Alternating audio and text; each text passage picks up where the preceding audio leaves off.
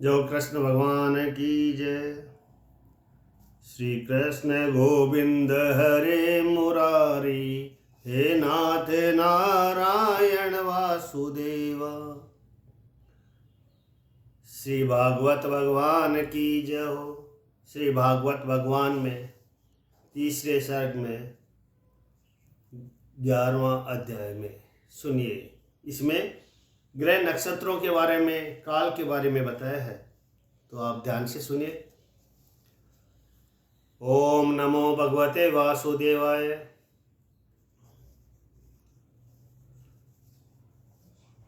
कहो काल परमाणु के चिन्ह एकादश माही, युग मनवंतर कल्प सब गुप्त रहे कछु नाही। मैत्री जी बोले कि हे विदुर जी, काल के विशेष लक्षण कहते हैं, वह सुनो। सच्चे विशेषणों का जो अंत, जिसका विभाग न हो सके, किसी में मिले नहीं, सदा रहे, जिससे और कोई वस्तु सूक्ष्म न हो, उसे परमाणु जानो। जिन परमाणुओं से मनुष्य को ऐसा भ्रम होता है कि एक है। सत्य है जो पदार्थ अपने स्वरूप में स्थित है, वह केवल अत्यंत महाबड़ा है, जिसका कोई विशेषण नहीं, निरंतर है। हे सतम, सूक्ष्म स्थूल रूप से ऐसे काल का अनुमान किया है। सुंदर स्थिति की व्याप्ति से विभु भगवान अव्यक्त है, वह माया से भोगते हैं। सो काल परमाणु है। जो परमाणु भाव को भोगता है, उसको भी अधिक भोग वह काल अत्यंत बड़ा है। इनका अर्थ यह अर्थ है कि ग्रह, नक्षत्र, ताराचक्र इत्यादि से सूर्य का पर्यटन कहते हैं। यहाँ सूर्य जितने काल में परमाणु के देश को उल्लंघन करते हैं, उस काल का नाम परमाणु है। जितने काल में 12 राशियों पर विचरते हैं, वह परम महान संवत्सर कहलाता है। इस क्रम से युग, मनवंतर आदि क्रम से द्विपरादीप काल होता है।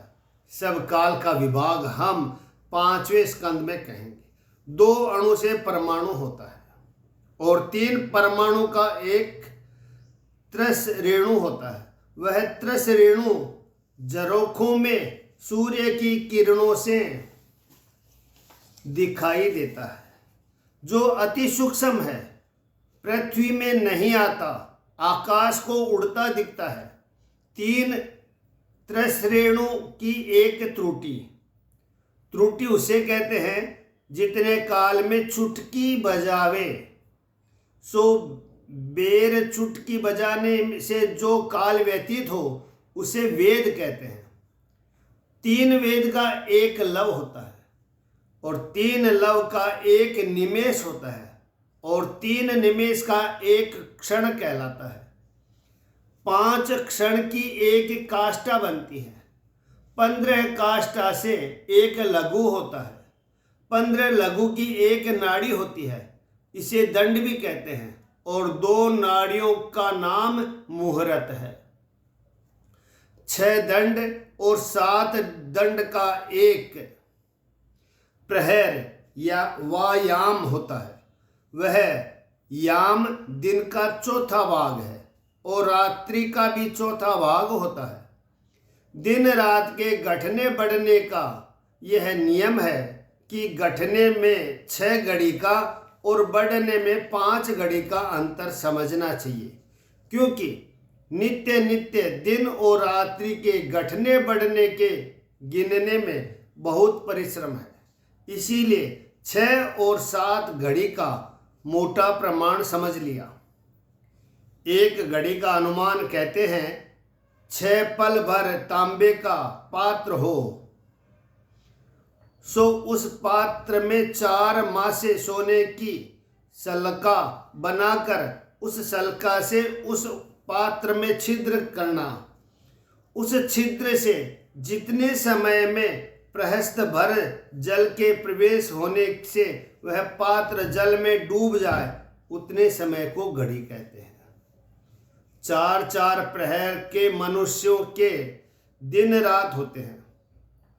हे मानत, 15 दिन का शुक्ल पक्ष और 15 दिन का कृष्ण पक्ष होता है।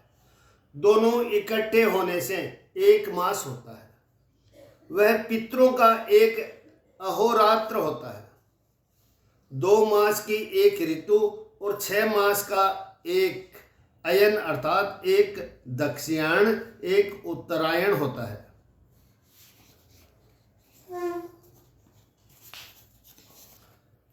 यही दोनों अपने क्रम से देवताओं के दिन और रात्रि होते हैं। 12 मास का संवत्सर होता है, उसको वर्ष भी कहते हैं। एक संवत्सर यानी एक वर्ष। मनुष्यों की परम आयु 100 वर्ष की होती है। भागवत जी में लिखा है कि मनुष्यों की परम आयु 100 वर्ष की होती है। इस क्रम से यह सूर्य उदय अस्त होकर जगत की आयु क्षीण करता है और यह कहते हैं कि ग्रह जो चंद्र आदि नक्षत्र, अश्वनी आदि जो और नक्षत्र उनसे उपलक्षित अर्थात जिनसे जो काल चक्र जाना जाता है, उसमें स्थित काल आत्मा व्यापक समर्थ सूर्य नारायण है और संसार जो 12 राशि प्रमाण भुवनेश कोश है उसका पर्यटन करते हैं। हे विदुर जी, संवत्सर, परिवत्सर, इडाहवत्सर, अनुवत्सर यह वर्षों की संख्या वर्णन की है। संवत्सर में क्या होता है कि संवत्सर भेद और सौर, बाहस्पत, सावन, चांद्र, नक्षत्र मास के भेद से जान से लेना। जब शुक्ल पक्ष की संक्रांति पड़ने वाली होती है तब सौर चंद्रमा से एक सर्ग वर्ष ही जाता है और सौर मानस से वर्ष में 6 दिन बढ़ते हैं और चंद्रमा से वर्ष में 6 दिन घट जाते हैं। इस प्रकार 12 दिन के घटने बढ़ने से दोनों को आगा पीछा हो जाता है। ऐसे विचार से 5 वर्ष होते हैं। उनके मध्य में 2 मलमास होते हैं और 6ठा संवत्सर होता है। 5 वर्ष में 2 मलमास होता है। ऐसे काल का सूर्य नारायण अप्रमत्त होकर नित्य पूजन करें।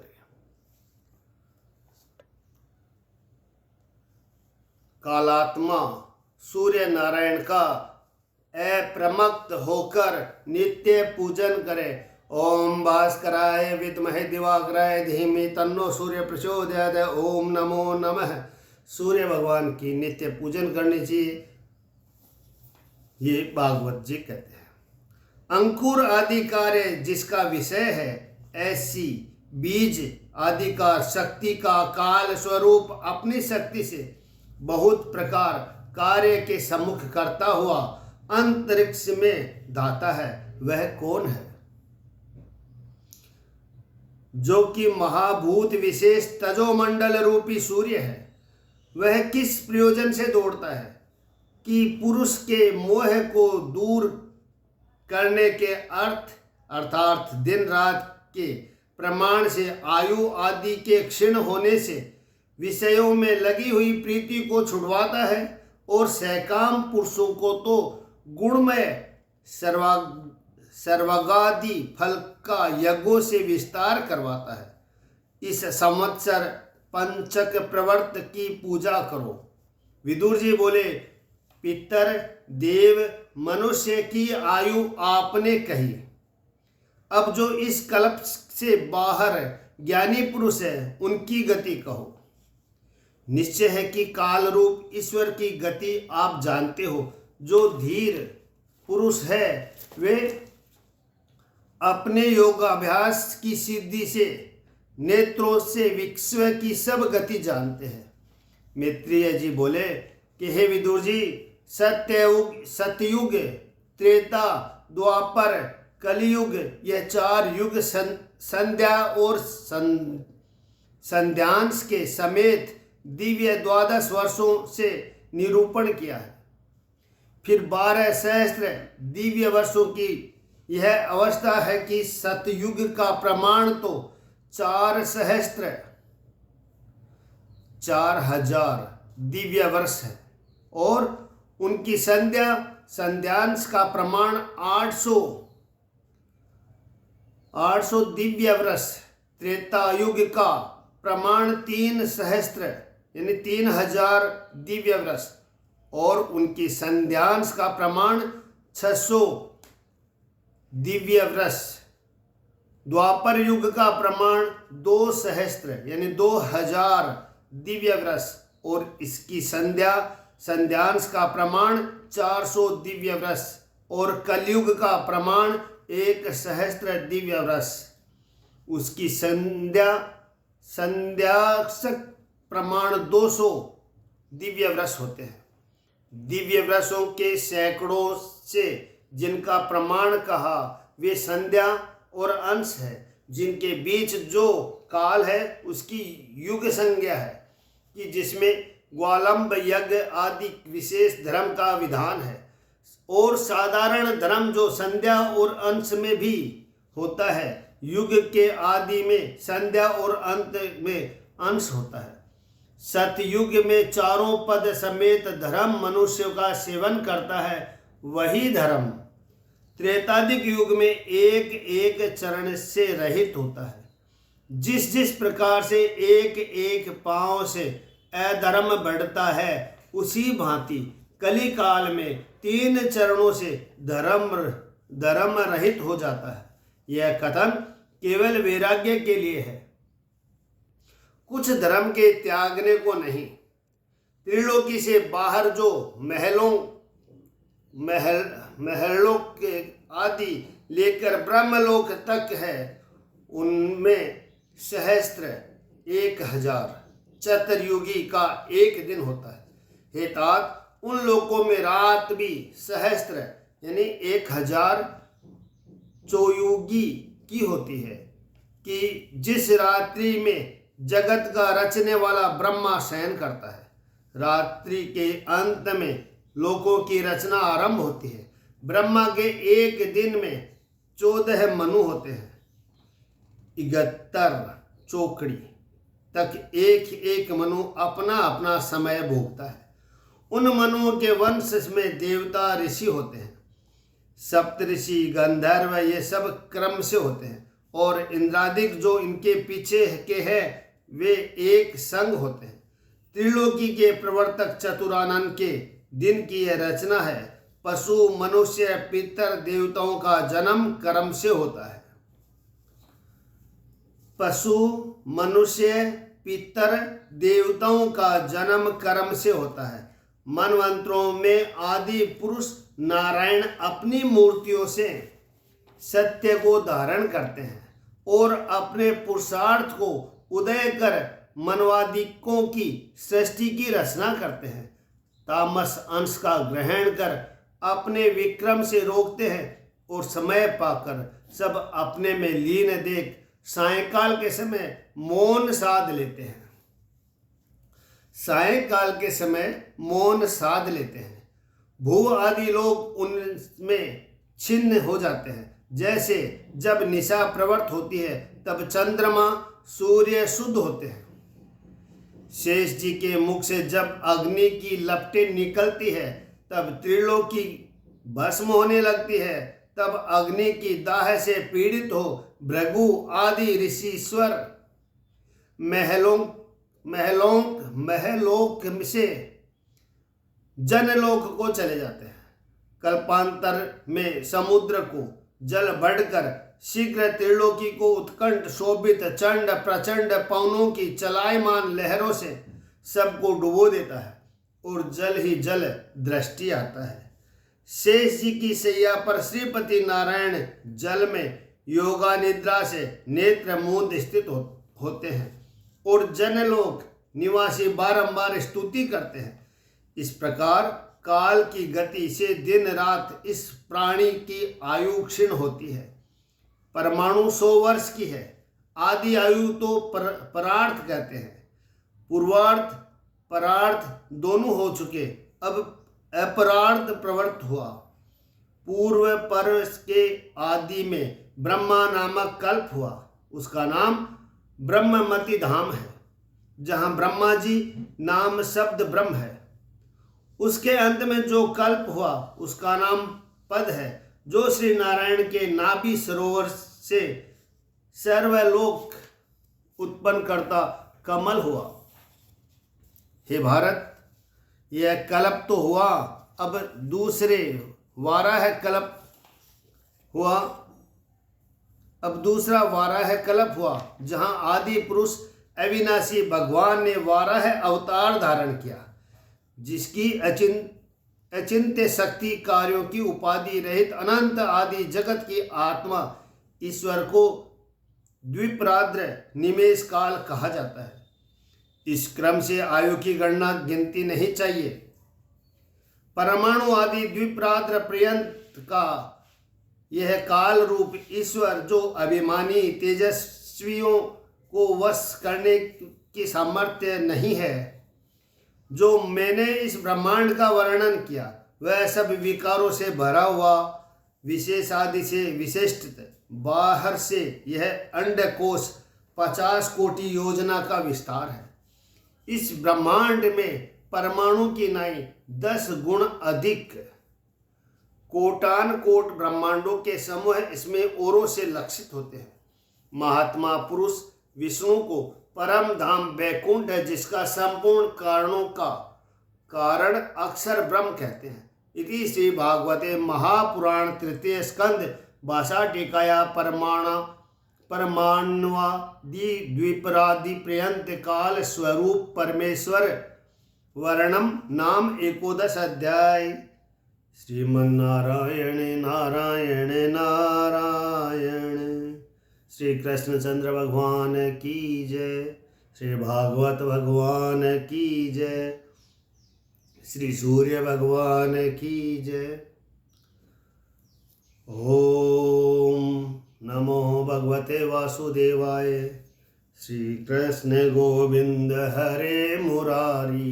हे नाथ नारायण वासुदेवा। 12 में सब सृष्टि को कियो विचार कुमार। तनु के किए विभाग दो मनुष्यत रूपा नार।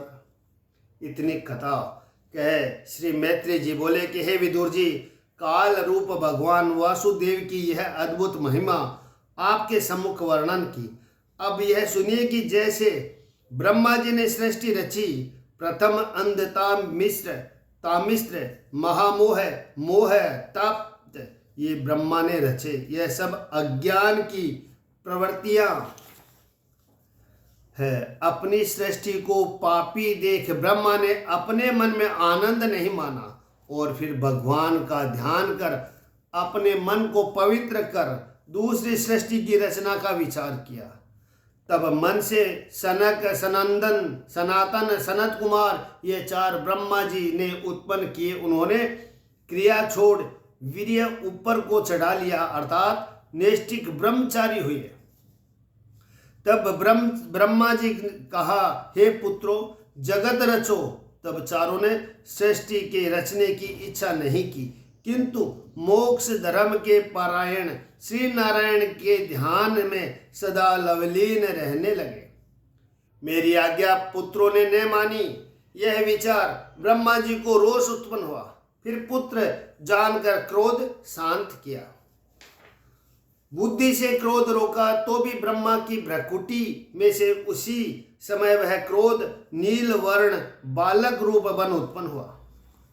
वह देवताओं से प्रथम प्रादुर्भूत रुदन करता हुआ ब्रह्मा से बोला कि हे पिता, हे जगत गुरु, मेरा नामकरण करो और मेरे रहने का स्थान बताओ। बालक का यह वचन सुन ब्रह्मा पालन करते हुए सुंदर वाणी से बोले कि मत रो, तुम कहोगे वही करेंगे। हे सूर श्रेष्ठ, उद्वेग से बालक सदृश है तुम रोए, इस कारण सब प्रजा तुम्हें रुद्र नाम से पुकारेगी। हृदय, प्राण, इंद्रिया, आकाश, वायु, अग्नि, जल, पृथ्वी, सूर्य, चंद्रमा, तप, यह स्थान पहले से ही हमने तुम्हारे वास करने के लिए रचे हैं। इनमें तुम वास करो और सब संसार 11 नामों से तुम्हारे पूजन करेगा। पहला नाम मन्यु, दूसरा मनु, तीसरा महिनस, चौथा महान, पांचवा शिव, छठा ऋतुध्वज, सातवां उग्ररेता, आठवां भव, नौवां काल, 10वां वामदेव, 11 घृतव्रत और 11 शक्ति तुम्हारी होगी। इसके नाम इस प्रकार है। 11 शक्ति कौन सी है? पहली घी, दूसरी व्रति, तीसरी उष्णा, चौथी उमा, पांचवी नियुक्त, छठी संपी, सातवीं इला, आठवीं अंबिका, नौवीं इरावती, 10वीं सुधा और 11 दीक्षा। हे रुद्र, ये 11 रुद्राणी तुम्हारी स्त्रियां हैं और स्थान और नारी तुम ग्रहण करो। स्थान और नारी तुम ग्रहण करो। अपनी स्त्रियों समेत तुम प्रजा रचो, जिससे तुम प्रजापति कहो। जब ब्रह्मा जी ने यह आज्ञा दी तब नीलकंठ शिवजी ने अपनी आकृति स्वभाव से अपने समान भयंकर प्रजा रची। भूत प्रेत बेताल गण और पिशाच कराल, डाकिनी साकिनी योगिनी, सिरजी शिव तेहि काल। जब रुद्र के रचे हुए भूत प्रेत सब जगत को सब ओर से खाने लगे, तब यह चरित्र देख प्रजापति को अति शंका हुई। हे सुरोत्तम, ऐसी प्रजा के रचने से मैं मर पाया, बस करो। ऐसी प्रजा के रचने से मैं भर पाया, बस करो। त्रिवे नेत्रों से मुझ समेत यह प्रजा खाने को उपस्थित है। तुम्हारा कल्याण हो, तप करो तो सब जीवों को सुखदायक जैसी प्रजा प्रथम थी, तब से वैसी प्रजा रचोगे। परम ज्योति स्वरूप भगवान अधोक्ष जी, जो सब जीवों के हृदय में वास करते हैं, उन ईश्वर को तप करके अनायास प्राप्त होता है। मैत्री जी बोले कि ब्रह्मा जी की आज्ञा मान, परिक्रमा दे, बहुत अच्छा कहकर तप करने को मन में प्रवेश किया।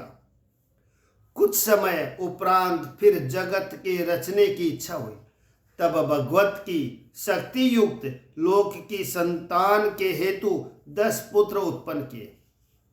पहला मरीचि, दूसरा अत्रि, तीसरा अंगिरा, चौथा पुलस्त्य, पांचवा पुलह, छठा क्रेतु, सातवां भृगु, आठवां वशिष्ठ, नौवां दक्ष प्रजापति और 10वें नारद हुए।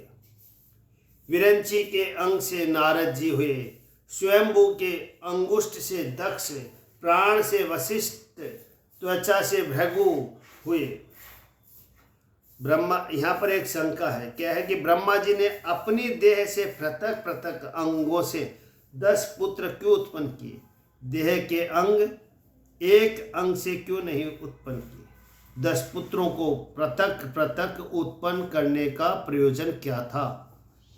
किसका व्रत है कि नारद आदि 10 पुत्रों को ब्रह्मा ने ध्यान से जान लिया कि ये 10 पुत्र हमारी मोक्ष विद्या को नहीं जानेंगे, संसार के कर्म में बड़े चतुर होंगे, इसीलिए देह के पृथक पृथक अंगों से उत्पन्न किए। ब्रह्मा ने जान लिया कि निश्चय करके हमारे देह के 10 पुत्र कभी मोह का, कभी क्रोध को, कभी काम को इत्यादि अनेक प्रकार के संसार के कर्म है, उनसे चतुर होंगे।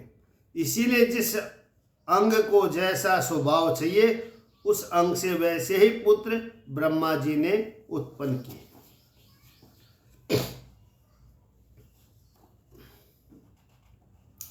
नाभि से पुलह, श्रवण से पुलस्त्य, आनंद से अंगिरा, नेत्रों से अत्रि, मन से मरीचि हुए, दक्षिण स्तन से धर्म हुआ। श्री नारायण जिस धर्म में विराजमान है, पीठ से अधर्म प्रकट हुआ, जिससे सब संसार की भयानक मृत्यु हुई। हृदय से काम, भ्रकुटी से क्रोध, नीचे के ओष्ठ से, नीचे के होठ, ओष्ठ से लोभ, मुख से वाणी, लिंग से समुद्र, गुदा से मृत्यु जो पाप के आश्रित है, छाया से कर्दम ऋषि हुए जो देवहूति के प्राणनाथ थे। इस प्रकार ब्रह्मा के मन और शरीर से उत्पन्न हुआ। मुख से वीणा पाणी सरस्वती उत्पन्न हुई। यद्यपि यह सुंदरी अकामी थी, परंतु हमने ऐसा सुना है कि ब्रह्मा जी से देखकर कामातुर हो गए।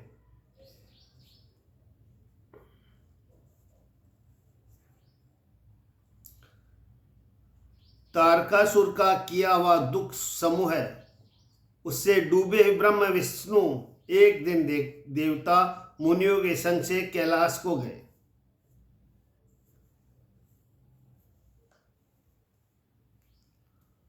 तारागण मारने का उपाय पूछने के लिए शिव जी के सम्मुख जाकर ब्रह्मा विष्णु देव मुनि सहित खड़े होकर बारंबार नमस्कार किया कि हे गिरिजापते त्रिपुरारी, तारासुर को हमको अत्यंत दुख दे रहा है, उसको मारने का कोई उपाय बताइए। उसी समय बड़े जितेंद्रिय और जो गरुड़ जी थे, वे एक हंसनी को देख कामवश वो मोहित हो गए। ब्रह्मा उनको देखकर शिव जी को सभा में मुस्कराए। ब्रह्मा का अभिमान जानकर गरुड़ ने ब्रह्मा जी को श्राप दिया, अरे अभिमानी, हमने तो अपनी जाति के संग का क्रीड़ा करने की इच्छा की। पक्षियों को पक्षी के संग रमण करना यह अन्याय कर्म नहीं है, तो भी तुमने हमारी हंसी की। परंतु तुमने हमारी हंसी क्या की है? हमारे श्राप से तुम्हारी भी हंसी सब संसार होगी। तुम अपनी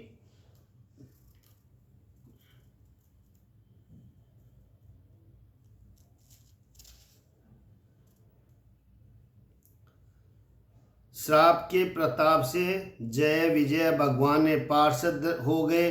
श्राप से नारद मुनि का मुख बंदर कैसा हो गया। दुर्वासा ऋषि ने श्राप से राजा नहुत अजर श्राप हुआ और ब्राह्मणों के श्राप से राजा नगी गिरगिट होकर कुएं में पड़ा रहा। वशिष्ठ जी के पुत्रों के श्राप से राजा त्रिशंकु चांडाल हो गए और श्रवण के पिता के श्राप से दशरथ को प्राण त्यागने पड़े। ये थी श्राप की बात।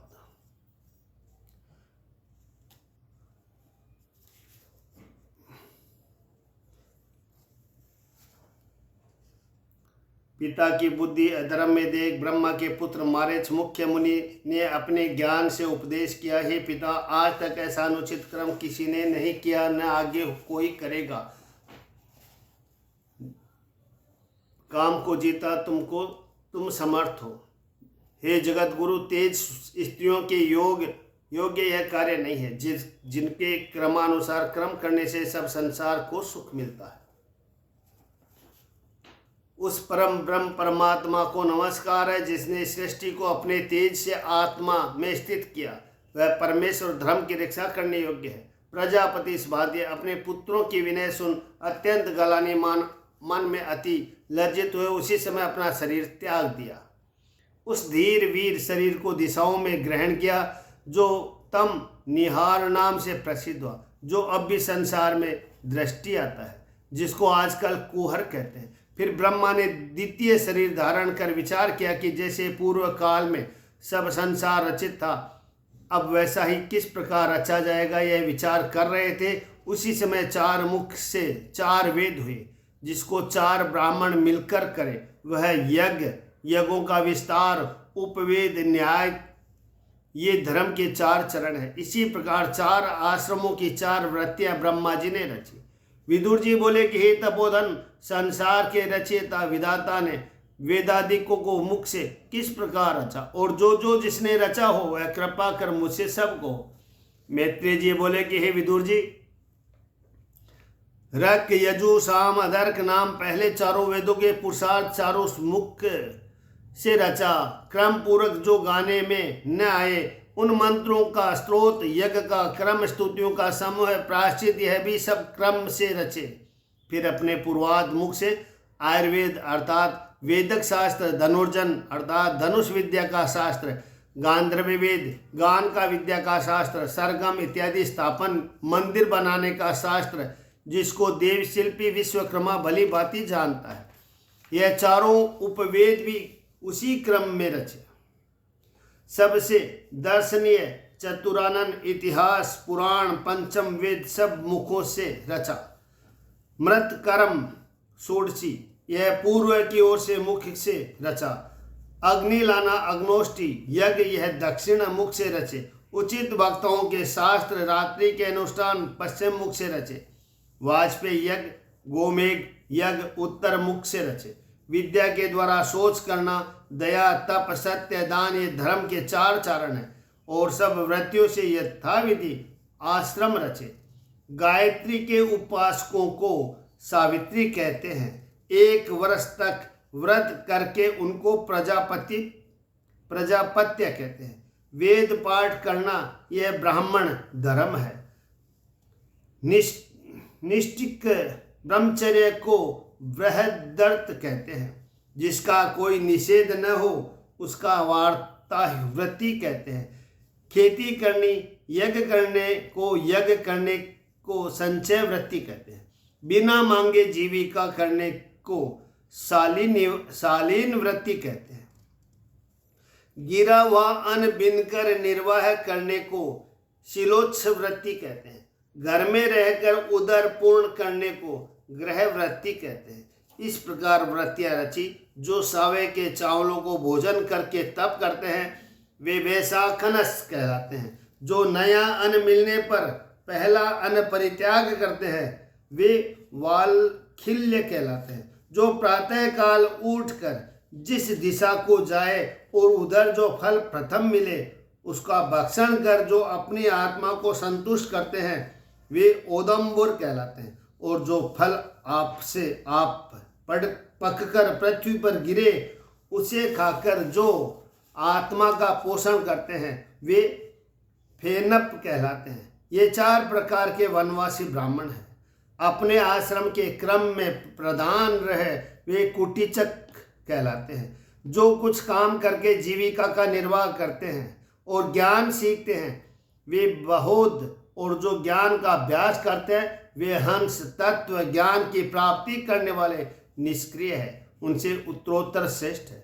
वेद विद्या वेदेत्रिय की वार्ता, दंड विद्या नीति की वार्ता, बुरादिक यह व्याधि रहित प्रणम ब्रह्मा के हृदय में होती हुई है। ब्रह्मा जी के बालों से उष्ण छंद प्रकट हुआ, त्वचा से गायत्री छंद हुआ, मांस से त्रिपु छंद हुआ और हाड़ों से जगती छंद हुआ। स्नायु से अनुष्ठ पुच्छ छंद हुआ, मज्जा से पंक्ति छंद हुआ और प्राण से बृहति छंद हुआ। जीव से स्पर्श हुआ और देह से स्वर हुए। स यह उस ब्रह्मा की इंद्रियों से हुए। यह लव यह अंतस्थ ब्रह्मा के बल से हुए। पूजादिक सब स्वर श्री ब्रह्मा जी के विहार से हुए। इस प्रकार सब जानो। प्रकट अप्रकट जिसकी आत्मा उस शब्द ब्रह्म से परे ब्रह्म विस्तृत अनेक शक्तियों से प्रकाश करते हैं। इसके पीछे अपर विद्या का आश्रय लेकर फिर सृष्टि रचने की इच्छा की बड़े विद्यावान ऋषियों के महाविस्तृत सर्ग वर्णन किए, परंतु बड़े नहीं। हे राजन, अनेक अनेक प्रकार के विचार कर ब्रह्मा हृदय से चिंता करने लगे कि यह बड़ा आश्चर्य है कि मैं नित्य ऐसे ऐसे प्रचार करता हूँ, परंतु संसार बढ़ता नहीं। मुझको निश्चय होता है कि देव इस सृष्टि को बढ़ने नहीं देता, इस कारण प्रजा की वृद्धि नहीं होती। इस प्रकार 6 ब्रह्मा ने देव को दोष दिया। तब ब्रह्मा के तन में से 2 रूप प्रकट हुए, जिसको काम कहते हैं। तब उन दोनों स्वरूपों से मिथुन अर्थात जोड़ा उत्पन्न हुआ।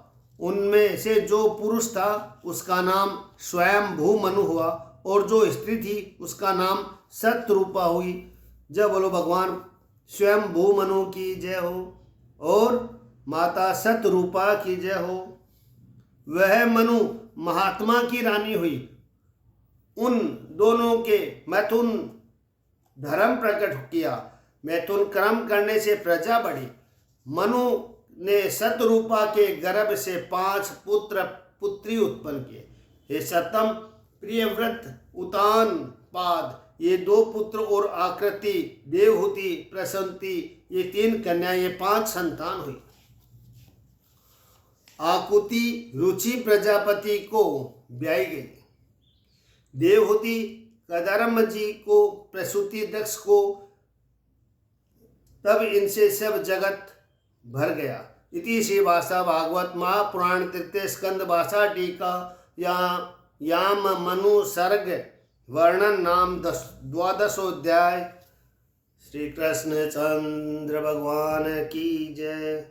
श्री कृष्ण गोविंद हरे मुरारी, हे नाथ नारायण वासुदेवा। ओम नमो भगवते वासुदेवाय। इस 13 अध्याय में वराह प्रादुर्भाव, कथा परम ज्ञान की, वर्ण सहज स्वभाव।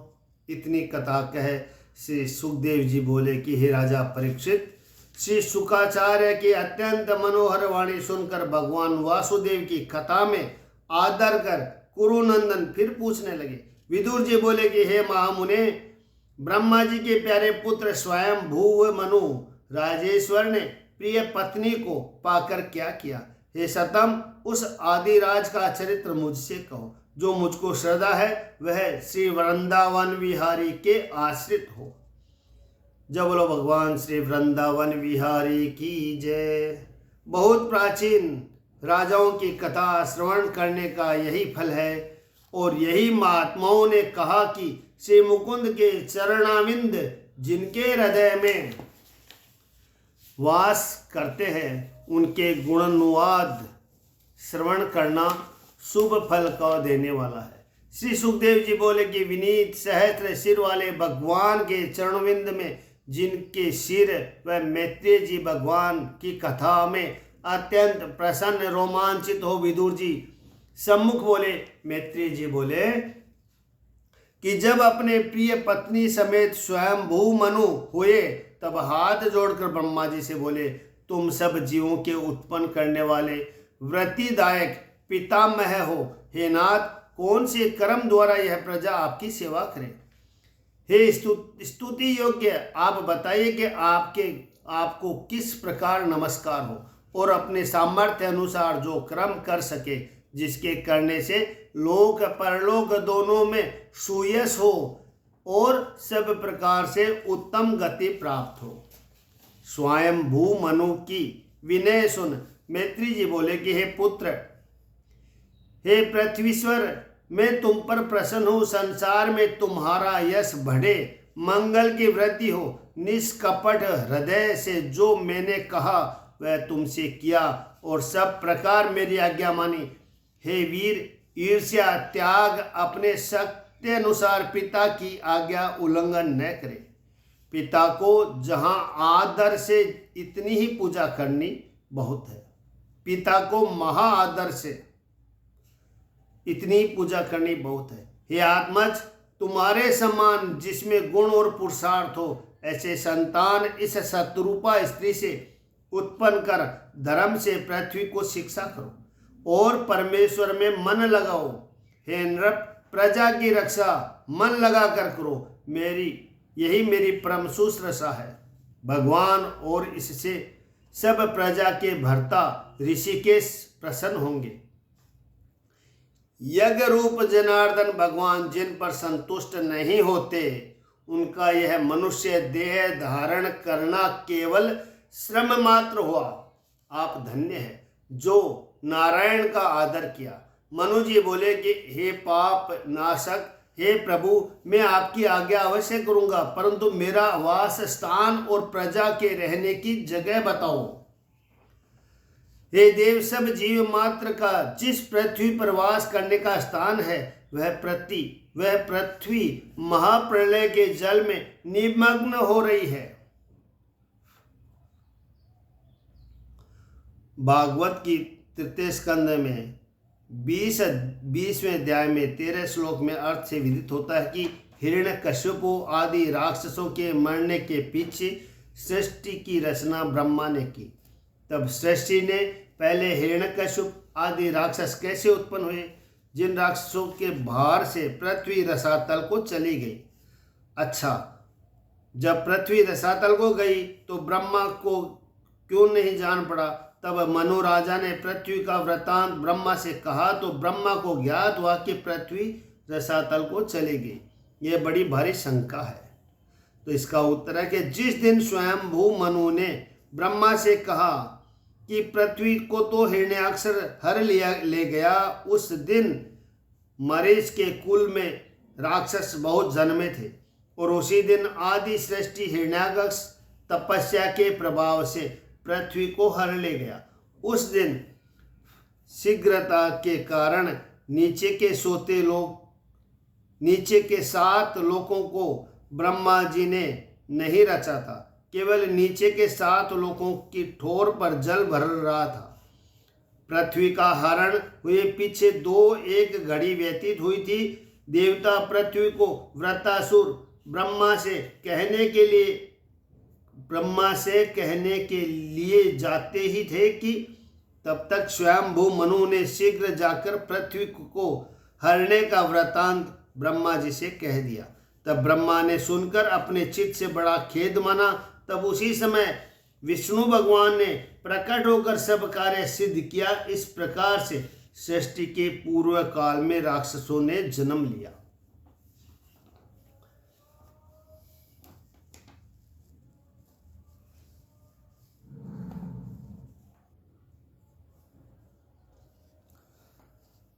तो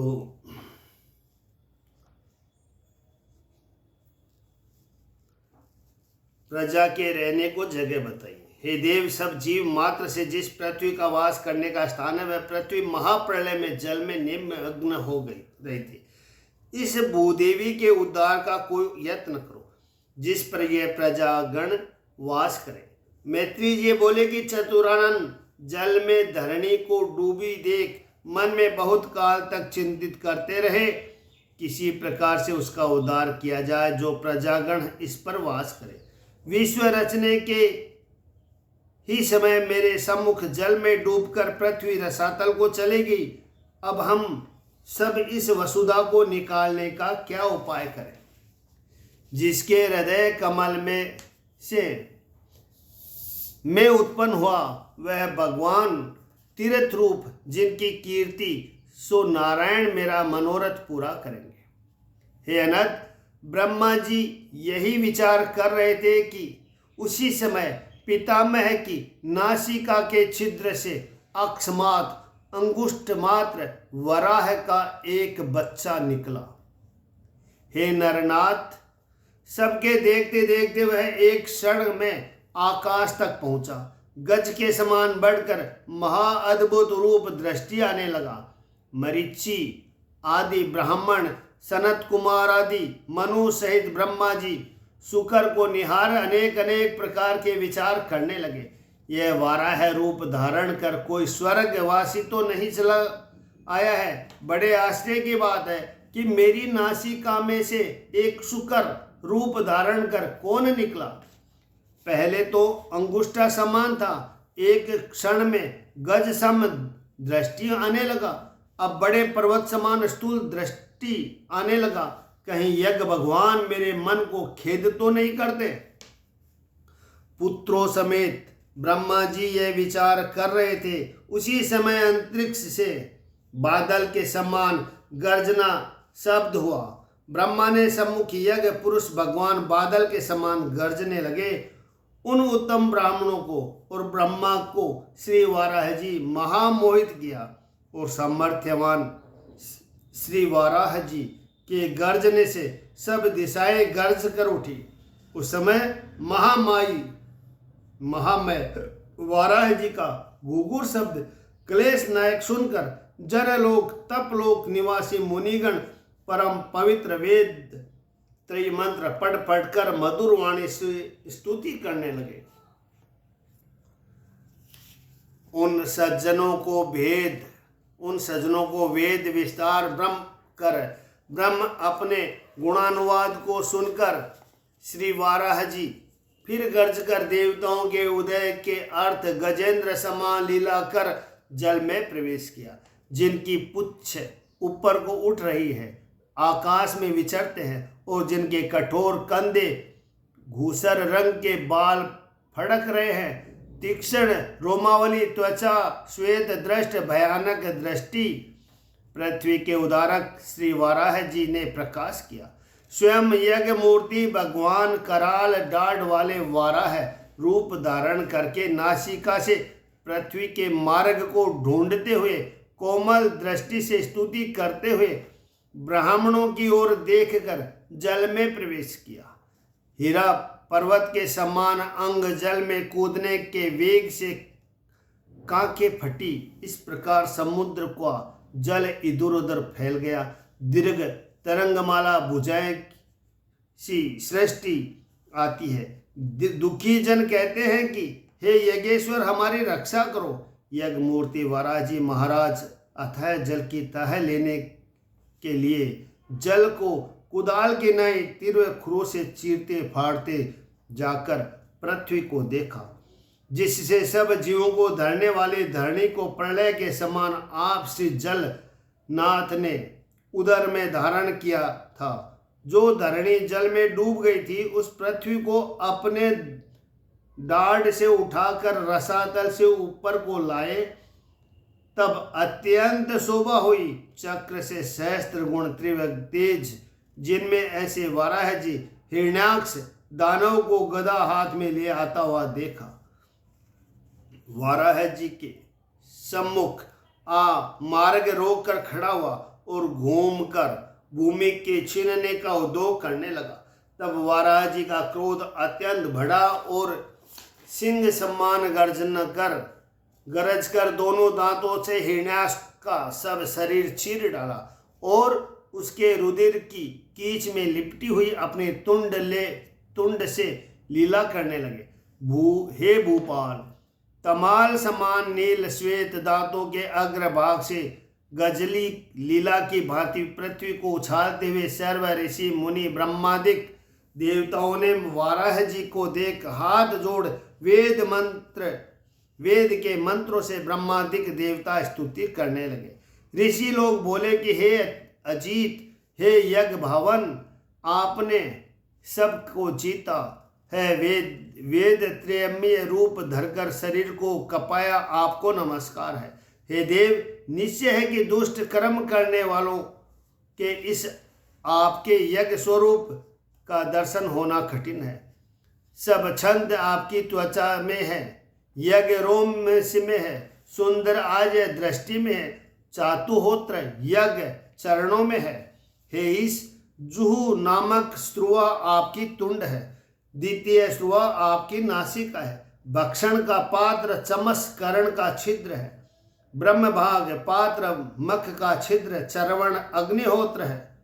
दीक्षा आपका जन्म, तीन दृष्टि, सिर, होष्ट, ग्रीवा है। दीक्षा के पीछे ही की इष्ट और समाप्ति की इष्ट आपकी डाढ़ है। जो प्रथम महावीर किया जाए वह रचना है। यज्ञ तुम्हारा शीश है, उपासना की अग्नि सभासद है। इष्ट का चयन तुम्हारे पंच प्राण है। हे देव, चंद्रमा आपका वीर्य है, सब यज्ञ अवस्थित है।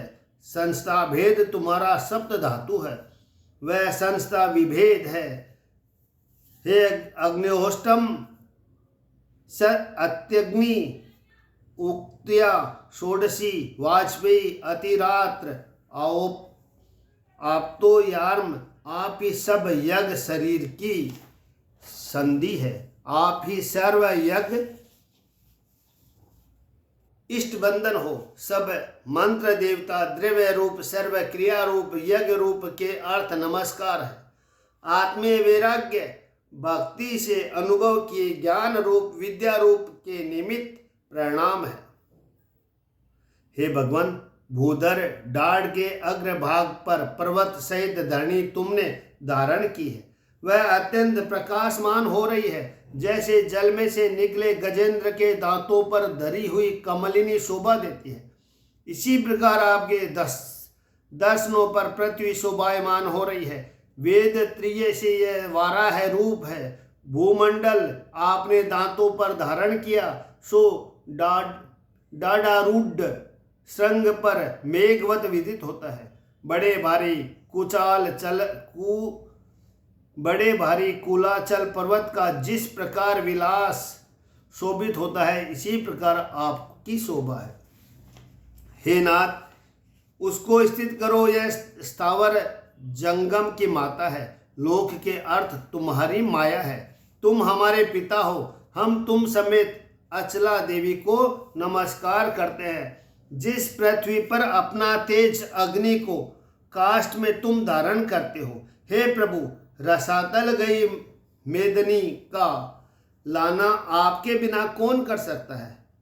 विस्मय करने वालों को आपके कर्तव्य में कुछ विस्मय नहीं है, जो अपनी माया से इस विस्मयकारी विश्व को रचा। हे इस वेदमय निज शरीर को कंपने से जो आपके बल उठे, उस समय सुंदर जल के बिंदुओं से स्नान किया। तप जन सत्य लोकवासी हम सब पवित्र हो गए। हे कर्म रहित, जो तुम्हारे कर्मों का पार मानते हैं, वे निश्चय ही मतिहीन है। हे भगवान, योग माया के गुणों से मोहित तुम सब विश्व के मंगल करता हो। मैत्री जी बोले कि ब्रह्मादिक देवताओं ने जब इस भांति स्तुति की, तब वाराह जी ने अपनी धारणा शक्ति द्वारा पृथ्वी को अपने खुरों से मथित जल पर अचल किया। जो वाराह भगवान विश्वसेन प्रजापति हरि रसातल से लीला करके पृथ्वी को ला जल पर स्थापित कर वैकुंठ को चले गए। जो श्रोता इस मायावी पवित्र श्री वाराह जी के महासुंदर आनंदकारी विघ्न हरण कथा को भक्ति से प्रीति लगाकर सुनते हैं अथवा सुनाते हैं, उनके हृदय में जनार्दन भगवान अपना वास स्थल बनाते हैं। जब सब आशीर्वादों के स्वामी भगवान प्रसन्न हो गए, तो फिर जीवों को कोई बात दुर्लभ नहीं है, अर्थात सब कुछ प्राप्त होता है। अन्य दृष्टि से भजने वालों के अंतकरणवासी परमात्मा अपनी परम भक्ति को आप ही देते हैं। इस श्लोक में पुरुषार्थ सारवेता पुरातन कथा में भगवान कदामृत को कर्ण अंजलि से जिसने पान किया है, यह कथा उसके सब संसारी पापों का नाश करने वाली है। एक पशु ही तो नहीं और सबको ज्ञान प्राप्त होता है। इति श्री भाषा भागवते महापुराणे तृतीय स्कंद भाषा टीकायां श्री वाराह अवतारणम नाम त्रयोदश अध्याय। ओम नमो भगवते वासुदेवाय। श्री कृष्ण गोविंद हरे मुरारी, हे नाथ नारायण वासुदेवा। श्री कृष्ण भगवान की जय। इस 14 अध्याय में हिरण्याक्षक वध मूल सांझ समय के गर्भ की कहो कथा प्रतिकूल।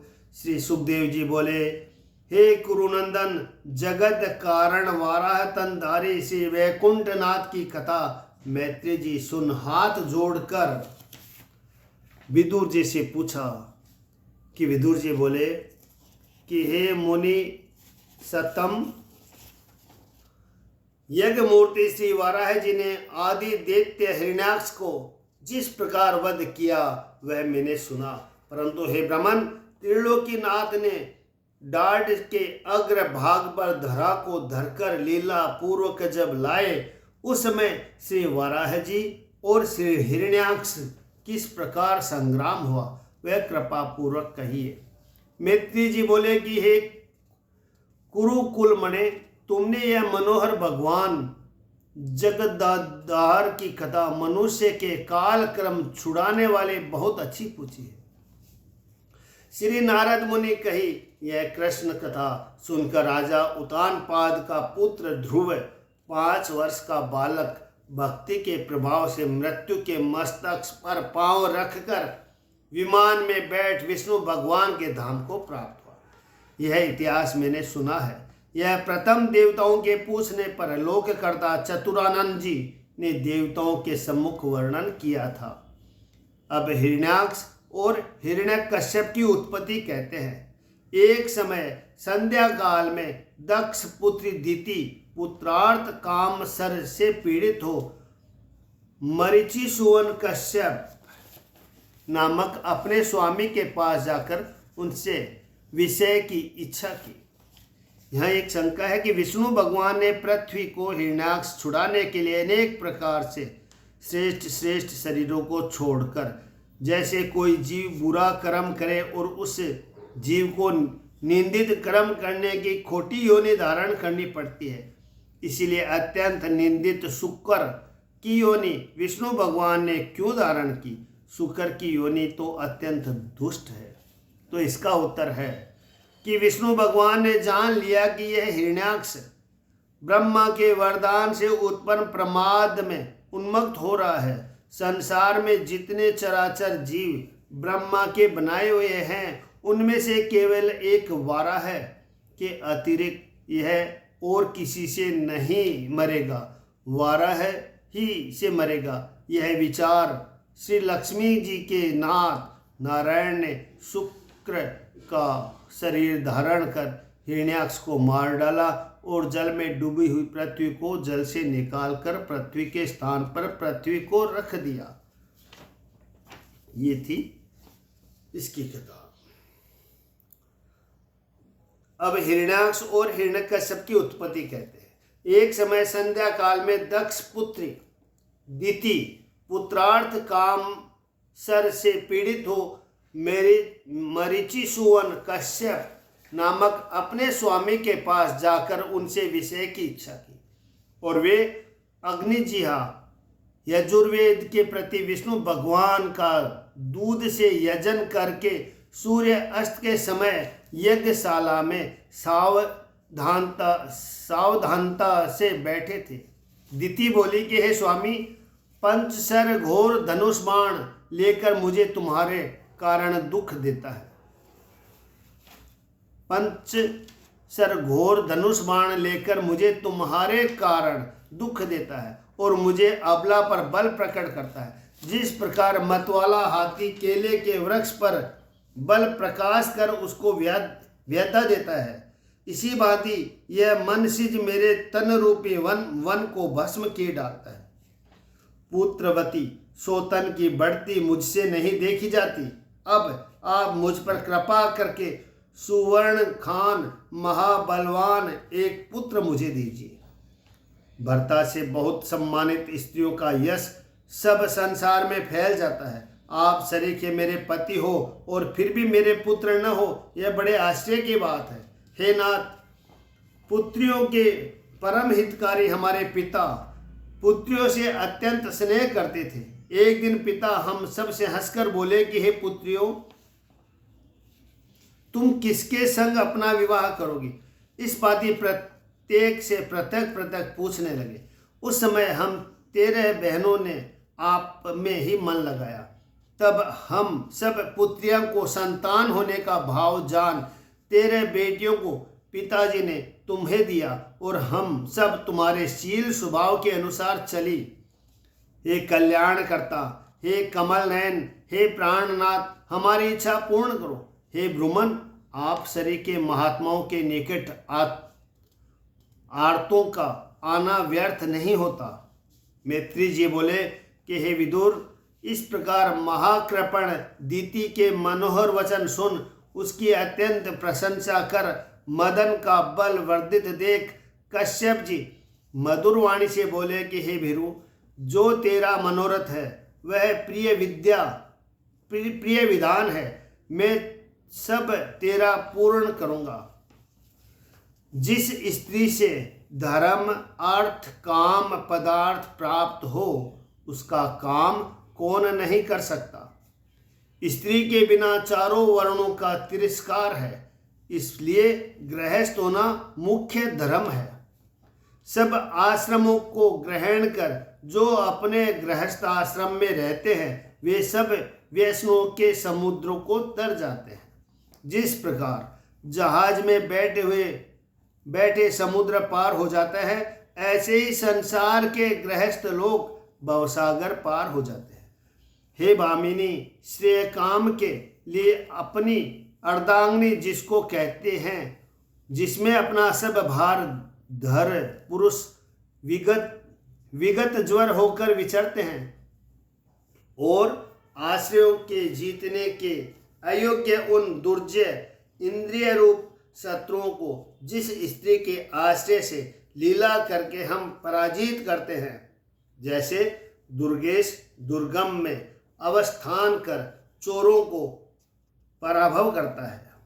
हे ग्रहेश्वरी, तुम्हारे किस उपकार का प्रत्युपकार करने को संपूर्ण आयु से तुम्हारे सम्मान होने का सामर्थ्य नहीं है। जो प्रिय गुण तुम में है उनके वर्णन करने की भी सामर्थ्य मुझ में नहीं है। तो भी पुत्र की उत्पत्ति के लिए तुम्हारा मनोरथ पूर्ण करूंगा, परंतु एक मुहूर्त धैर्य धारण करो जिससे संसारी मनुष्य निंदा न करे।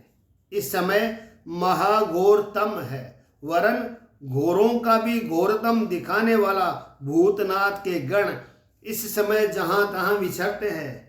हे सुभान ने इस सायंकाल में भगवान भूत भवन त्रिपुरारी भूतनाथ भूत पार्षदों के गण सहित श्री महादेव जी वृषारूढ़ हो संसार में पर्यटन करते हैं। शमशानस्थ पवन मंडली का अंधकार ध्रुम सम्मान बिखरवे प्रकाशित जटा समूह रजत समान शोभायमान तन पर चिता भस्म लगाए महाभयंकर काले नाग लिपटाए तुम्हारे देवर शिव शंकर चंद्र सूर्य अग्नि इन तीनों नेत्रों से आठों पहर देखते रहते हैं। श्री शिवजी चंद्रमा सूर्य और अग्नि ये तीन नेत्रों से आठों प्रहर सब देखते हैं। वे अवश्य तुम्हारे विरह विहार को देखेंगे और महादेव ऐसे बेलाग है कि संसार में न कोई उनका मित्र है, न शत्रु है, न अति आदरणीय, न निंदा योग्य है। जिनके चरणों से तत्व भोगों के निमित्त व्रता से उनकी आराधना कर उनके विभूति रूप महाप्रसाद की हम सब आशा करते हैं। जिन भूत भावन भोलानाथ का विषय शक्ति शून्य अनिंद चरित्र अविद्यानाशक विलक्षण बुद्धिमान महात्मा लोग वर्णन करते हैं, उनके समान उनसे बड़ा ज्ञानवान जगत में और कोई नहीं। सज्जनों को गति देने वाला आप सदा शिव पिशाचवत लीला करते हैं। जब बोलो शंकर भगवान की जय। ओम नमः शिवाय, ओम नमः शिवाय, ओम नमः शिवाय, ओम नमः शिवाय। सदा अपनी आत्मा में रमण करे सर्वज्ञ त्रिकाल के ज्ञाता जिन महादेव के चरित्रों को देख देख कर दुर्भागी लोग हंसते हैं, परंतु भुजगण भूषण के आचरणों का आशय नहीं जानते।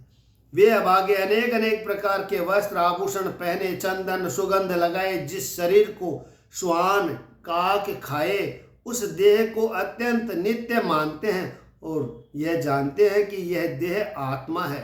यह समझ उनका अत्यंत लालन पालन करते हैं। ब्रह्मादिक देवता दिक्पाल जिनकी स्थापित मर्यादा को पालते हैं, इस जगत के जो कारण है उनकी आज्ञाकारिणी माया है, वह भी पिशाच योनियों की भांति रहती है।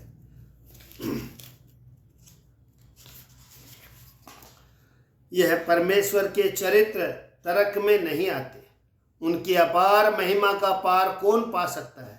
मैत्री जी बोले कि कश्यप जी ने दीति को बहुत समझाया, परंतु दीति के ध्यान में एक न आया, क्योंकि वह तो मदन के मद से अचेत होकर निर्लजता से वेश्या की तरह कश्यप जी का वस्त्र पकड़ लिया और कश्यप जी निषिद्ध कर्म में अपनी पत्नी की हट जान भाग्य रूप भगवान वासुदेव को नमस्कार कर उस हठीली भार्या से विहार करने लगे।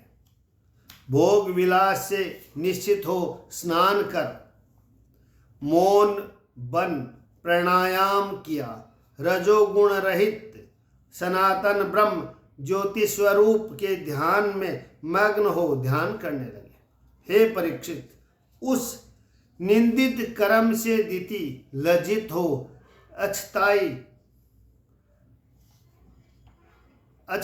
पछताए नीचे सिर झुकाए अपने पति के निकट आकर बोली कि हे ब्राह्मण, सर्व जीव मात्र के ईश्वर मेरे इस गर्भ का विध्वंस न करे, क्योंकि सब भूतों के स्वामी रुद्र है और उनकी मैंने लज्जा नहीं की। यह मुझसे शिव का बड़ा भारी अपराध हुआ है।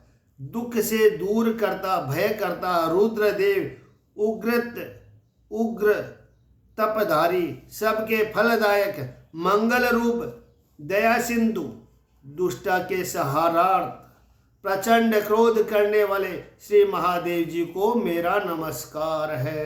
ओम नमः शिवाय, ओम नमः शिवाय।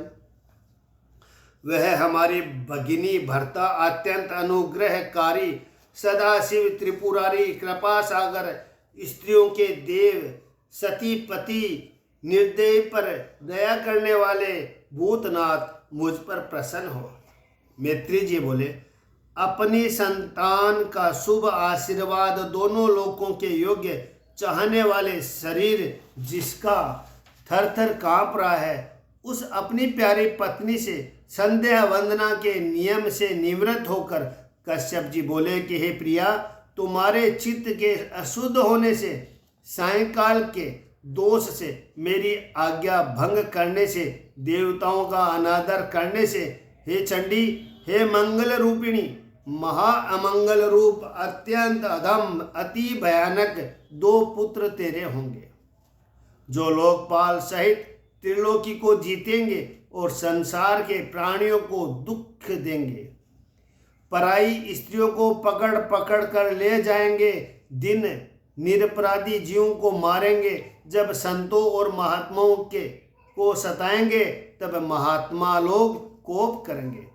उस समय देवताओं की पुकार सुन आदि पुरुष अविनाशी सच्चिदानंद विश्वेश्वर भगवान त्रिलोक पावन क्रोध कर वाराह अवतार धारण कर जैसे इंद्र ने पर्वतों को मारा, इस प्रकार मारेंगे। दीति यह बात अपने पति के मुख से सुन अत्यंत दुखी होकर बोली कि हे स्वामी, मेरा मनोरथ यह नहीं था कि मेरे पुत्र देवताओं को जीतकर सुरपुर को राज्य पाकर आनंद भोगे और देवता साधु संत गो ब्राह्मण आदि को सतावे। ऐसे पापी संतान होने से तो मैं असंतान ही भली थी, परंतु एक बात को श्रवण कर मेरे मन में आनंद भी होता है कि मेरे पुत्र ऐसे बलवान होंगे कि जिनको चक्रा युद्धधारी उदार बाहु साक्षात अचिंतन रूप भगवान वध करेंगे। इससे अधिक और क्या है, परंतु मेरे दोनों पुत्रों का कोई क्रोधी ब्राह्मण न मारे, क्योंकि ब्राह्मणों के दंड से दग्ध सब जीवों के भयदाता पर नरकवासी भी दया नहीं करते। परंतु मेरे दोनों पुत्रों को कोई क्रोधी ब्राह्मण न मारे, क्योंकि ब्राह्मणों के दंड से दग्ध सब जीवों के भयदाता पर नरकवासी भी दया नहीं करते। वे जिस योनि में जाते हैं वहां निरादर ही पाते हैं। प्रिया के ऐसे असमंजस युक्त वचन सुनकर कश्यप जी बोले कि अपने किए हुए अपराध के शीघ्र विचारने से यह कर्म योग्य है, यह अयोग्य है।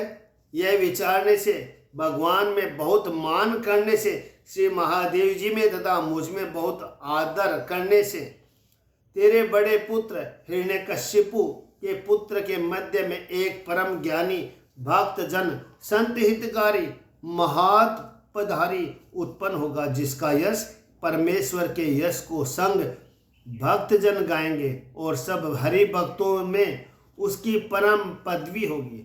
भागवतों में महाप्रतापी शील सिंधु गुण ग्राहक जगत उजागर जिसका देवता दैत्य गुण गाएंगे और प्रहलाद उसका नाम होगा। जय वो भगवान प्रहलाद की जय।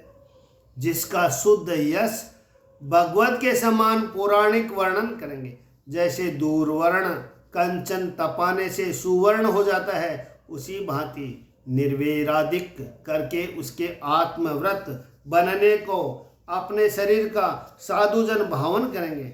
जिनकी कृपा से, जिनका स्वरूप भूत यह विश्व प्रसन्न होता है, ऐसा सर्वात्र्यामी भगवान अनन्य दृष्टि से संतुष्ट होंगे। सो महाभागवत महात्मा पुरुष महाप्रभाव वाले महज्जन में अत्यंत महान, अत्यंत अधिक भक्ति से अनुभव किए हुए अंतःकरण में श्री वैकुंठनाथ भगवान को प्रवेश कर इस शरीर को त्याग करेंगे। सबसे विरक्त शीलधारी, सकल गुण भूषण, पराई संपदा से आप प्रसन्न, पराये दुख से आप दुखी, संसार में जिसका कोई शत्रु न होगा, सबका दुख करता इस प्रकार होगा जैसे कि तपन को सुधांशु दूर करता है। भीतर बाहर निर्मल कमल नयन अपने भक्तों की रक्षा से जो अवतार धारण करते हैं और कुंडलों में मंडित मुखारविंद कमलापति कमल नयन लक्ष्मी जी दिन रात निहार कर जिनके चरण कमल पलौटती है, ऐसे परमात्मा का दर्शन तुम्हारा पोता करेगा। मैत्री जी बोले कि नातिक का भागवत होना सुनकर दिति प्रसन्न हुई। दोनों पुत्रों की मृत्यु विष्णु के हाथ से श्रवण कर मन को संतोष देने लगी। इति श्री भाषा भागवत महापुराण तृतीय स्कंद भाषा टीका द्वितीय कश्यप संवाद नाम चतुर्दशोध्याय। श्री कृष्ण गोविंद हरे मुरारी, हे नाथ नारायण वासुदेवा। जो हो विष्णु भगवान की जय। 15वें अध्याय में गए अजय डिग सब देव, अजन सब वर्णन कियो, सनकादिक को भेव। मैत्री जी बोले कि देवताओं की पीड़ा की शंका से शत्रुओं के तेज का नाशक कश्यप का वीर्य दिति ने अति आनंद पूर्वक 100 वर्ष तक धारण किया। 100 वर्ष तक धारण किया। उस गर्भ के तेज से त्रिलोकी को विहिल और दशा दिशाओं में अंधकार देख सब लोकपाल व देवता गण अत्यंत दुखी हो ब्रह्मा जी के निकट गए और हाथ जोड़कर विनती कर बोले कि हे समर्थ, इस अंधकार को आप जानते हैं जिससे हम सब डरे हुए हैं। दुर्बुद्धे भगवान को काल द्वारा हम नहीं जान सकते। हे देव, हे देव, हे जगतपति, हे लोकेश, हे शिखामणे, आप पर अपर लोकस्थ जीवों के भाव व्यक्ता हो। विज्ञान वीर्य माया से यह देहधारी आपने सब गुण ग्रहण किए, तुम्हारा आदिकरण प्रकट नहीं होता। आप सब जगत के ईश्वर और अंतर्यामी है। आपको बारंबार नमस्कार है। आत्मा के भावन, आत्मा से मिले हुए सब भुवन और सत असत से परे जो आप है, हम आपको अनन्य भाव से भजते हैं। उन सुंदर परिपक्व योगा साधनों का श्वास इंद्रिय आत्मा जीतने वाले ऐसे जिन पुरुषों को तुम्हारे प्रसाद से जिनको प्राप्त हुआ, उनको कहीं भी तिरस्कार नहीं होता। जैसे रस्सी के वश बैल होता है, उसी प्रकार आपकी वाणी रूप रस्सी में सब संसार बंद कर आपके अधीन हो बलि देते हैं। हे सब देवताओं के में मुख्य आपके अर्थ नमस्कार है। हे भूमन, तुम हमारे कल्याण करो और इस अंधकार से जो सब संसार के कर्म लुप्त हो रहे हैं और हम पर महा आपत्ति है, आप देवताओं के मुख ईश्वर, हमारे सब कष्ट निवारण करने वाले, अत्यंत दया की दृष्टि देखने वाले हो। हे जगतपते, हे नाथ, यह दीति का गर्भ है, इससे कश्यप मुनि का पराक्रम झलक रहा है। इसने 10 दिशाओं में अंधकार कर दिया। जिस प्रकार ईंधन में क्षण क्षण अग्नि अधिक होती जाती है, उसी भांति दीति के गर्भ बढ़ता चला जाता है। इसको निहार निहार नए नए भय उत्पन्न होते हैं। दिन रात कुछ नहीं जाना जाता, इससे चित्त को और अत्यंत खेद होता है। मैत्री जी बोले, हे महाबाहो विदुर जी, करतार शब्द के जानने वाले चतुरानन हंसकर मधुर वाणी से देवताओं को प्रसन्न करते हुए ब्रह्मा जी बोले, हे देवगण, तुमसे भी प्रथम मेरे मन में 4 कुमार उत्पन्न हुए, सनक, सनंदन, सनातन और सनत कुमार। ये परमेश्वर के पूर्ण भक्त हैं। आकाश मार्ग होकर त्रिलोकी में सदा निष्प्रयोजन घूमते रहते हैं। एक समय सनकादिक पवित्र आत्मा श्री स्वर्गनाथ के साक्षात करने को बैकुंठ जाते हुए जिस बैकुंठ का सब नमस्कार करते हैं, जिस बैकुंठ के सब पुरुष श्री विष्णु भगवान के समान चतुर्भुजी है, जिससे कोई प्रयोजन नहीं है, उसके निमित्त में धर्म से श्रीमन नारायण का पूजन करते हैं। जिस बैकुंठ लोक में आदि पुरुष शब्द मात्र के वक्ता श्री विष्णु नारायण विराजते हैं, शुद्ध सत्व स्वरूप धारण के विरजा नदी के तीर अपने पार्षदों को सदा सुख देते हैं, जहाँ निरंतर सुखदायक नामक वन है, जिसमें सब कामना पूर्ण करने वाले फल फूलों से शोभित सुंदर सुंदर वृक्ष लगे हुए हैं।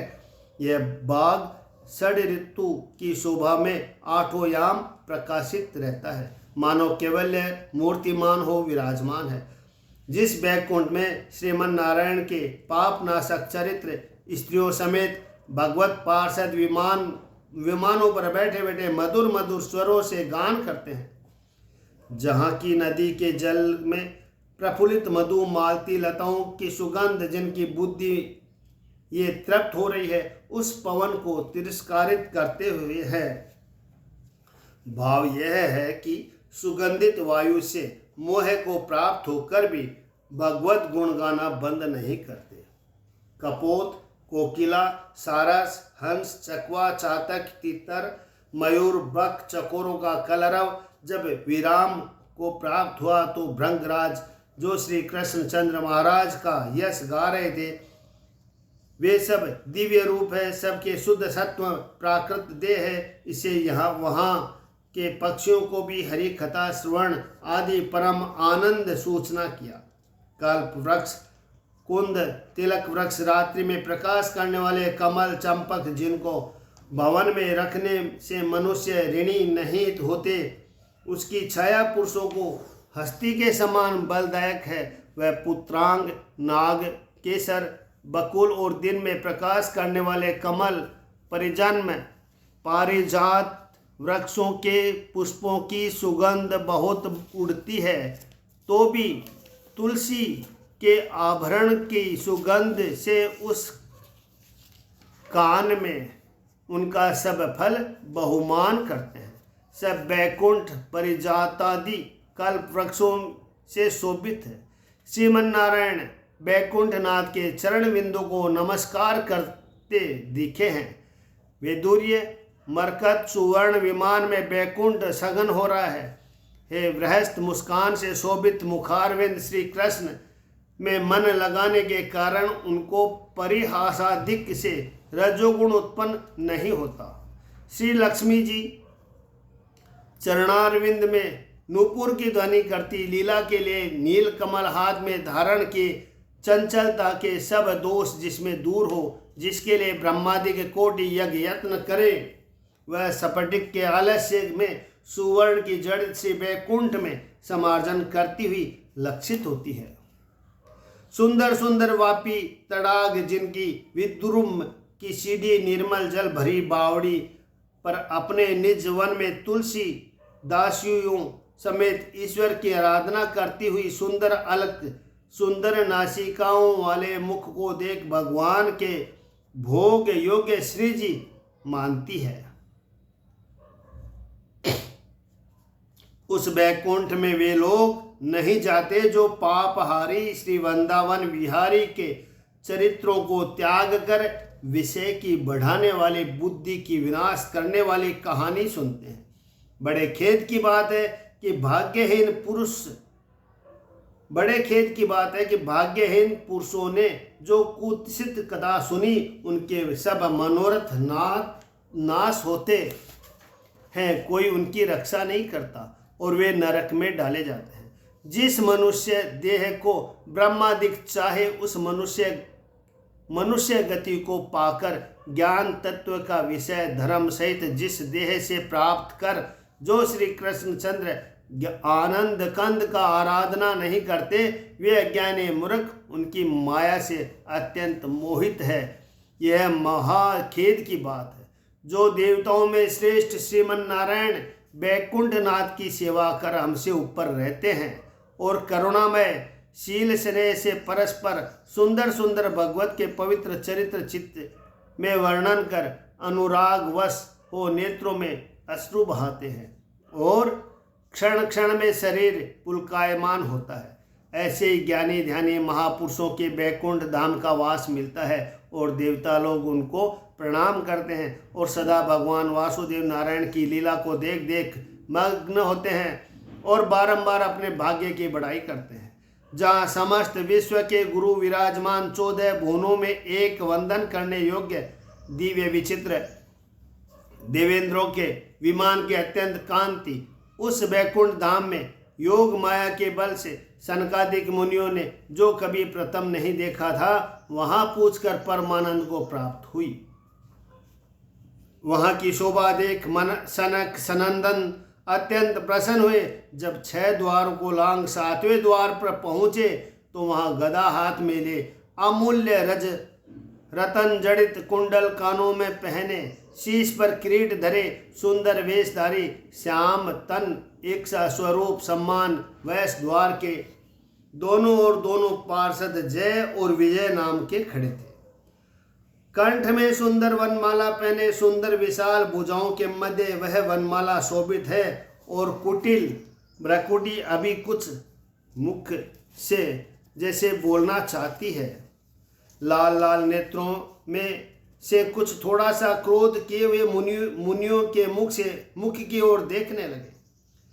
कंचन में जटित हीरों के कपाट के अनुपम शोभा से पहले 6 द्वारों को जैसे लांघते हुए उसी भांति उनको देखते इस द्वार में भी वही मुनि घुसने लगे, क्योंकि सर्वत्र वे अविषम दृष्टि से अत्यम कोई नहीं रोक सकता, जिसको कुछ भी भय नहीं, अर्थात निशंक चले गए।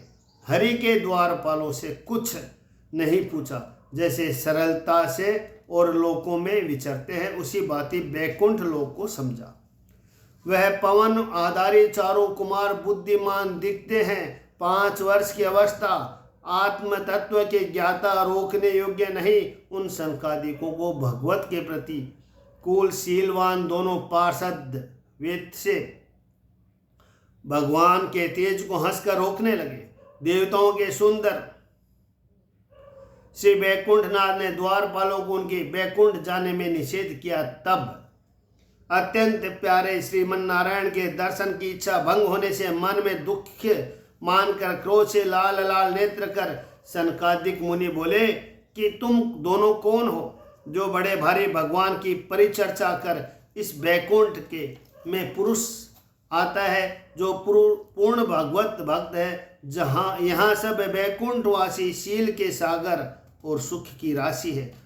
किसी के मन में अहंकार विकार नहीं, सब वस्तुओं का इकसार समझते हैं। तुम बैकुंठ के मध्य ऐसे विषय स्वभाव होकर कैसे बसते हो? इस बैकुंठ के प्रशांत पुरुष श्री भगवान वासुदेव विग्रह दर्शन करने को भगवत भक्त बिना और कौन आ सकता है? जैसे तुम आप कपटी हो, ऐसे और भी कोई कपटी समझते हो? इस दिव्य त्रिपाद भूति में सब विश्व जिसकी कोख है, सब आत्माओं में आत्मा में धीर पुरुष किंचित भेद नहीं रखते, जैसे आकाश में आकाश का भेद नहीं होता। इसीलिए तुम्हारे हरि केश वेशधारियों में यह भेद कैसे उत्पन्न हुआ? हमने जाना है कि तुम परमेश्वर के दास नहीं हो, केवल पेट भरने वाले हो। जैसे पेट भरने वाला दूसरे उदार पोषक को देख भय मानता है, ऐसे ही तुम हो। इस कारण श्री बैकुंठनाथ परम श्रेष्ठ ईश्वर के पार्षद तुम शरीर के मंद भागियों को जिससे में कल्याण हो वह हमने करने का विचार किया है। इस बैकुंठ में तुम लोग उन लोगों को जाओ जहाँ भेदभाव दृष्टि से काम क्रोध लोभ ये पापी रहते हैं। यही तीनों इस प्राणी के शत्रु है। अति घोर ब्रह्म श्राप जो इस अस्त्रों के समूह के निवारण न हो, ऐसा महाघोर श्राप मुनियों के मुख से श्रवण कर दोनों पार्षद कांपने लगे। अति कातर होकर उन मुनियों ने के चरणों में गिड़गिड़ा कर गिर पड़े और बोले, हे नाथ, जो दंड आपने हमें दिया है वह पाप योनि में हमें अंगीकार है, परंतु वासुदेव की अवज्ञा रूप हमारा अपराध दूर हो जाए, चाहे हम नीच से भी नीच योनि में जाए तो भी हमें आनंद है। परंतु आपकी कृपा से भगवत की समृद्धि का नाशक मोह हमको न हो। हमने अज्ञानता से आपको रोका, उसका फल तत्काल नेत्रों से देख लिया। अब हमारा अपराध क्षमा कीजिए और कृपा पूर्वक यह वर दीजिए। यह प्रार्थना की। इस प्रकार उसी समय बड़ों के मन मोहने वाले कमलनाथ भगवान अपने पार्षदों से अपने प्यारे भक्तों का अपराध हुआ जान परमहंस महामुनि जिन चरणों को खोज, उन चरणों में से महालक्ष्मी जी समेत वहां आकर आप उपस्थित हुए। यहाँ एक शंका। प्राणियों को बुद्धि का नाश करने वाले काम क्रोध आदि अनेक शत्रु बैकुंठ में नहीं, ऐसा हमने सब शास्त्रों पुराणों में सुना। फिर जय विजय की बुद्धि भेद क्यों हुआ? यह ब्राह्मण सनकादिक बैकुंठनाथ भगवान के पास जाकर कुछ उत्पात करेंगे और दूसरे सनकादिक मुनियों ने लाल मुख का क्रोध क्यों किया और बैकुंठ लोक काम क्रोध भेद आदि का समुद्र क्यों हो गया? भगवान ने भृगु जी की स्त्री को जब मार डाला तब भगवान के नेत्र क्रोध लाल हो गए। तब ऐसे ईश्वर के रूप को देखकर सनकादिक भगवान से पूछने लगे कि हे बैकुंठनाथ, आप तो बड़े दयालु हो, आप में कामदेव का छोटा भाई जो क्रोध है वह क्यों है? श्री भगवान सनकादिक से बोले कि हे ब्राह्मणों, सब प्राणियों की इंद्रियां महाप्रबल है, योगियों के चित्त को खींचकर खोटे मार्ग में डाल देती है।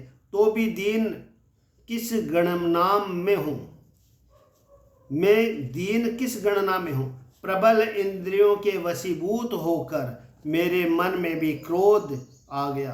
भगवान के ऐसे सुंदर अमृत वचनों को सुनकर सनकादिक ने नहीं माना और बड़े अभिमान से सनकादिक ने कहा कि क्या इंद्रियां ऐसी प्रबल है?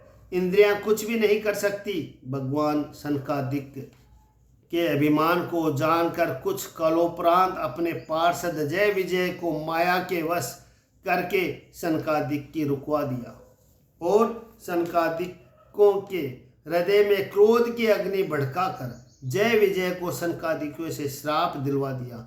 भगवान के यह भी समझा कि जय विजय को दुख होगा, परंतु सनकादिकों का मान अवश्य दूर होगा, उनका घमंड अवश्य दूर होगा चाहिए, क्योंकि भक्त के हृदय में अभिमान अंकुर उत्पन्न होना अत्यंत दुखदायी है। भगवत पार्षद श्री नारायण के उपयोगी छत्र चामर छल भगवान के संग आ रहे हैं। नेत्रों के सम्मुख हुए अपने समाधि रूप भाग्य के हंसतुल्य दो पंखों के समान सुखदायक पवन के चलायमान शुक्ल चंद्र व छत्र मोतियों के झालरों से जलकण करते हुए ऐसे श्री बैकुंठ नाथ का सबने दर्शन किया। सब पर प्रसन्न होने में सुमुख चाहने योग्य सुंदर तेज प्रेम युक्त कटाक्ष से हृदय को स्पर्श करे। श्याम विशाल वक्ष स्थल श्री जी से शोभित स्वर्ग का सिर मुकुट अपने बैकुंठ को शोभित करते हैं। कटिप द्वाग पर पीतांबर धारण के दमकती हुई शूद्र घटिकाओं से शोभित जिस पर भ्रमर गुजर रहे हैं, ऐसे मनोहर वनमाला धारण के चार भुजाधारी जिनमें भुजबंद कड़े विराजे हैं, एक हाथ गरुड़ पर धरे दूसरे हाथ में कमल को घुमाते हैं। विद्युत छट की दूती दूर करने वाले मकराकृति कुंडलों से सुशोभित कपोल, ऊंची नाक, मनोहर सुंदर मुख, मणिमय किरीट धारण के भुजदंड के समूह के मध्य कंठ में अमूल्य द्वार कंद में कौस्तुभ मणि धारे शोभित है। श्री महालक्ष्मी जी सब सुंदरता भगवत आगे अस्ति श्री दृष्टि आती है। अपने भक्तों की बुद्धि से विशेषकर रचे हुए आभूषण बहुत सुंदर उनको धारे हैं। भक्त चाहे जैसे सुंदरता धारण करते हैं, मेरे अर्थ महादेव के लिए जो कोई भजन करे उसी के निमित्त शरीर धारी हो। ऐसे श्री भूलीला नायक श्रीमन नारायण को देख दर्शन करते करते दृष्टि से तृप्त हो सनकादिकों ने आनंद से भगवान के चरण बिंदु में अपने अपने सिर झुकाकर नमस्कार किया। कमल नयन पदारविंद केसरी मिश्रित तुलसी सुगंध की वायु ब्रह्मानंद सेवन करने वालों के भी नासिका के छिद्र में प्रवेश कर उसके चित्त में अत्यंत हर्ष और शरीर में रोमांचकारी क्षोभ को करती हुई श्री बैकुंठपति के बहुत सुंदर अधरों को ललाई कुंदकली के समान, जिसमें हास्य ऐसे मनोहर मुखारविंदों को निहार सब आशीर्वादों को प्राप्त होकर उनके दोनों चरणों में मणि समान लाल लाल नख को आशय देख निरंतर हृदय में सनकादिक ध्यान करने लगे। इस संसार में योग मार्ग में पुरुषों की गतियों को ढूंढ जिनके ध्यान योग्य बहुत सम्मान नयनानंद पुरुष देह से दर्शन दे अनंत उत्पादक अणिमादिक दृष्टि सहित श्रीमन नारायण की स्तुति करने लगे।